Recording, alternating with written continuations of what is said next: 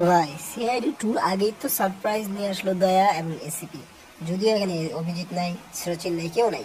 First সময় আমি episode দেখেছি, সেটা এই যে পকেট এফএম নামে একটি মানে ইউটিউব চ্যানেলে এটা ভিডিওটা ছেড়েছে। এসিপি দয়াকে দেখে আমি তো অবাক হয়ে গেছি। তবে দেখলাম আসলে এখানে রয়েছে।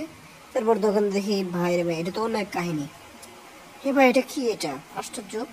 পরে এটা দেখি একটা ওয়েব সিরিজ, এটা পকেট এফএম নামে একটা চ্যানেল আছে। এখানে বোধহয় শাহজাহান খানও ভিলেন রোলে আছে। শাহজাহান খান, আমরা শুনছিলাম না যে সিআইডি টুরে শাহজাহান খান থাকবে, এখানে সে ভিলেন রোলে রয়েছে। আমি এটা বলে দিলাম। হ্যাঁ, এখানে কি রুল রয়েছে, ভিলেন রুল, এটা তো আপনারা জানতেই পারলেন। সেখানে হয়তো সে এটা মানে শাহজাহান খানই সিআইডি টুতে নয়, সে এই সিরিজের মধ্যে আছে, যেখানে এসিপি এবং দয়া রয়েছে, এবং সেখানে শাহজাহান একটা ভিলেন রুলে এখানে দেখা গিয়েছে। অত্যন্ত সুন্দর একটা কাহিনী। আর অল্প কিছুক্ষণ থাকলেও এর মধ্যে অনেক প্রমো এখানে শেষে এসিপি দয়া বলে যে এর কাহিনী মানে একটা স্টোরি, এই মানে একটা কাহিনী রয়েছে। এই কাহিনী যে কি হলো, কি আর রহস্য, আর রহস্য প্রথম পর্ব দেখে আপনি কিছু বুঝবেন না, কয়েকটা দেখতে হবে।